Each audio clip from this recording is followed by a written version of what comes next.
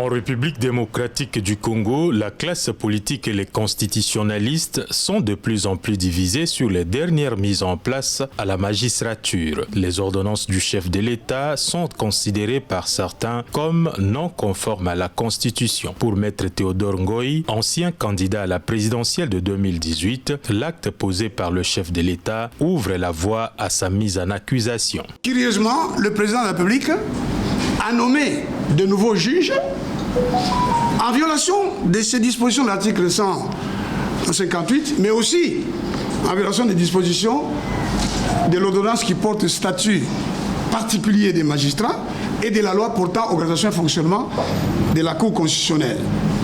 En l'ayant fait, le président de la République s'est rendu coupable de haute trahison.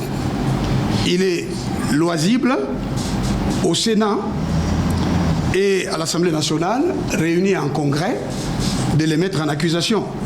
L'article 82 de la Constitution stipule que le président de la République nomme et révoque de leurs fonctions par ordonnance les magistrats du parquet et du siège sur proposition du Conseil de la magistrature. Félix Tshisekedi a donc respecté cette démarche. Par conséquent, les ordonnances n'ont donc pas violé la Constitution, soutient Christophe Lutundula. Il faut faire extrêmement attention.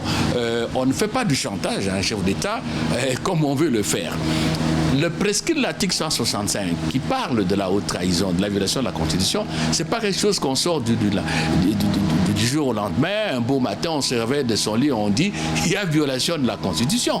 Non, c'est pas ça. Et dans une république, c'est tout à fait abject, c'est tout à fait détestable, inadmissible qu'on fasse du chantage au chef de l'État qui fait son travail. Il faut noter que les dernières mises en place à la magistrature constituent l'un des sujets qui empoisonnent ces derniers temps les relations au sein de la coalition FCC-Cash au pouvoir. Selon bon nombre d'observateurs, cette question et les débats qui s'ensuivent illustrent par ailleurs les enjeux de la lutte pour le contrôle de la justice entre les deux forces qui co-dirigent les pays depuis l'avènement de Félix Tshisekedi.